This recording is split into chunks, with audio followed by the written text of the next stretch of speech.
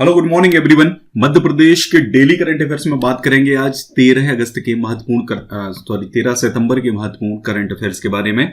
कल दो प्रश्न पूछे थे कि निम्न में से किसके उत्पादन में मध्य प्रदेश का स्थान देश में प्रथम नहीं है। तो देखिए, दलहन, सोयाबीन, चना, इन तीनों में मध्य प्रदेश जो है वो पहले स्थान पर आ गया है, लेकिन अभी भी कपास के क्षेत्र में देश में मध्य प्रदेश का स्थान पहला नहीं है। कपास महाराष्ट्र की तरफ ज्यादा होता है।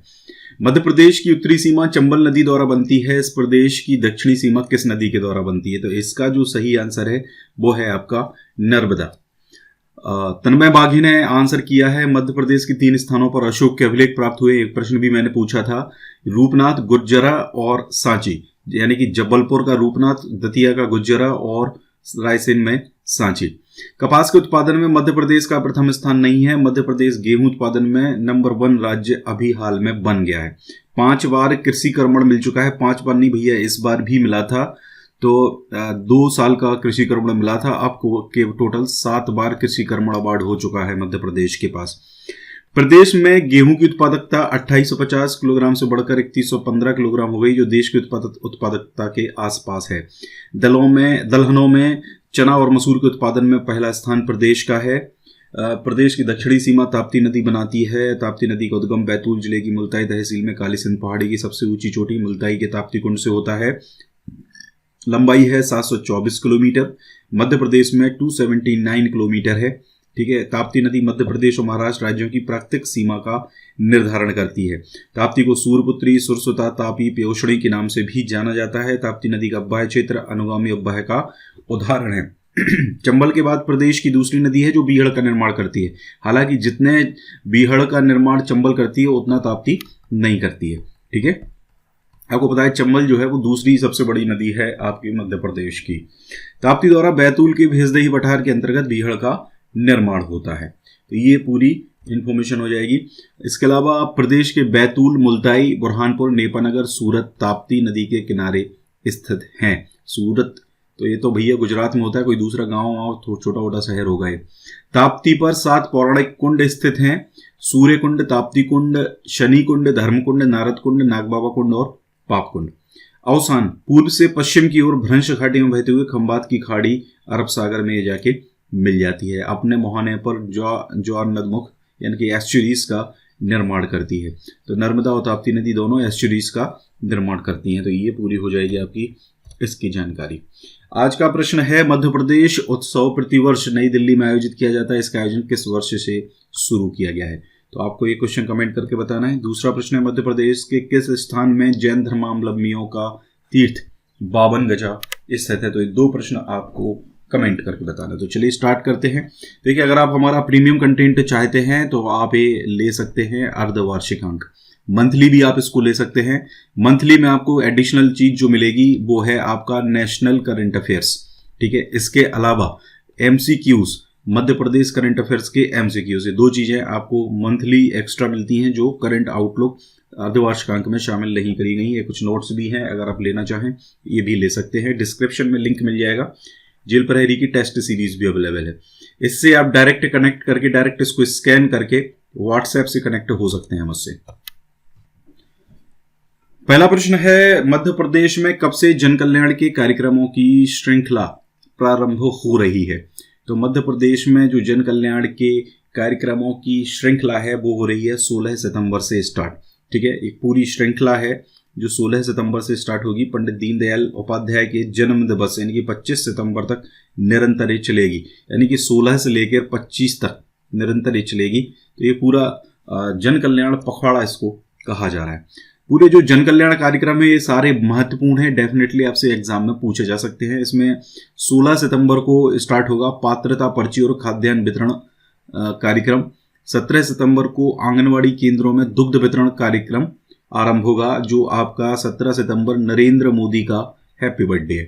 ठीक है भैया। तो इस दिन दुग्ध वितरण कार्यक्रम आरंभ किया जाएगा आंगनवाड़ी केंद्रों में। 18 सितंबर को फसल बीमा योजना के 4600 करोड़ रुपए किसानों के खातों में पहुंचेंगे।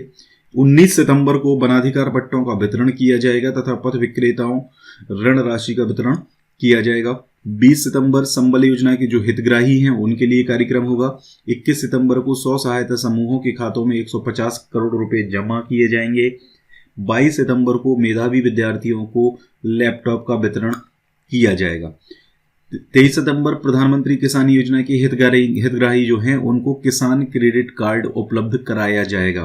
ठीक है, किसान क्रेडिट कार्ड उपलब्ध कराया जाएगा। 25 सितंबर बिजली बिलों में रियायत दी जाएगी। तो ये पूरा जन कल्याण कार्यक्रम आपका हो जाएगा जो मध्य प्रदेश में चलने वाला है। अगला प्रश्न है, प्रदेश सरकार द्वारा राज्य सरकार पर सर्वोत्तम आत्मा जिले को प्रथम पुरस्कार के रूप में कितनी राशि प्रदान की जाएगी? आत्मा is agricultural technology management agency, short form में कहते हैं इसको आत्मा।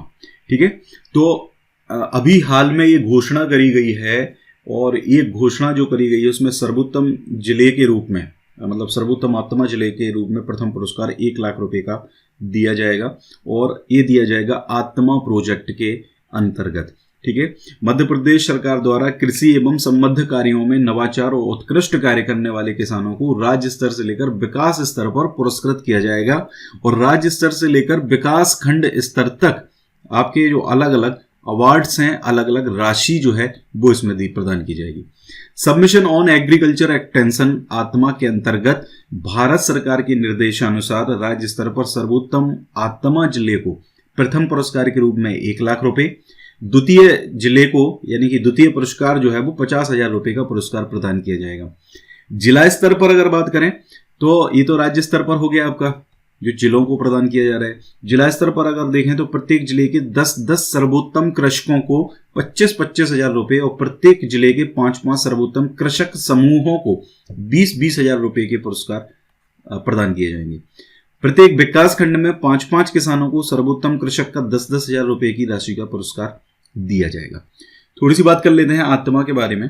एक्चुअल में विश्व बैंक द्वारा संपोषित राष्ट्रीय कृषि प्रौद्योगिकी परियोजना का शुभारंभ जो है नवंबर 1998 में किया गया था। ठीक है, विश्व बैंक के द्वारा फंड दिया जाता है इसको, राष्ट्रीय कृषि प्रौद्योगिकी परियोजना को।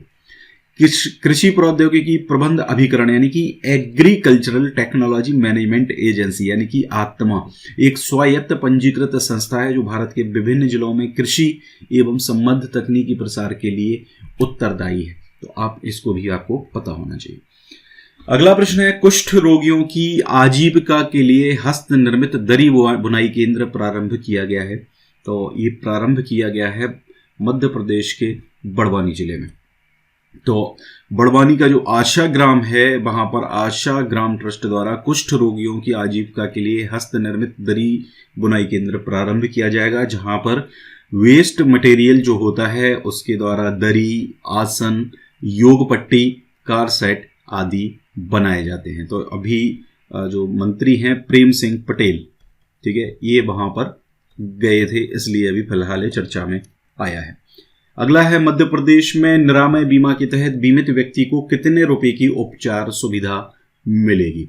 देखिए, निरामय बीमा के तहत जो बीमित व्यक्ति है उसको 1 लाख रुपए की, स्पेशली यहाँ पे दिव्यांगजनों की बात करी जा रही है। तो जो सामाजिक न्याय और निःशक्त जन कल्याण मंत्री हैं प्रेम सिंह पटेल, इन्होंने प्रदेश के जो ऑटिज्म, सेरेब्रल पॉल्सी, मंदबुद्धि और बहुविकलांग वर्ग के सभी उम्र के दिव्यांग जन जो हैं उनको निरामय बीमा योजना का 100% लाभ दिलाने के निर्देश दे दिए हैं।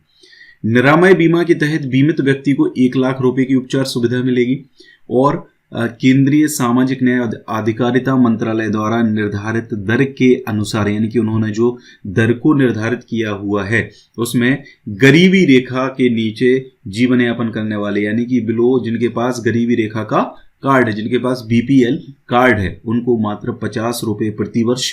इसके अलावा जो एपीएल श्रेणी के दिव्यांगजन उनको 250 रुपए प्रति वर्ष प्रीमियम देना पड़ेगा। ठीक है, यानी बीपीएल वालों को 50 और एपीएल वालों को 250 रुपए प्रति वर्ष प्रीमियम देना पड़ेगा और निराश्रित जो हैं उनके लिए यह बीमा पूरी तरीके से निःशुल्क रहने वाला है। ठीक है, तो ये ध्यान रखिए आप।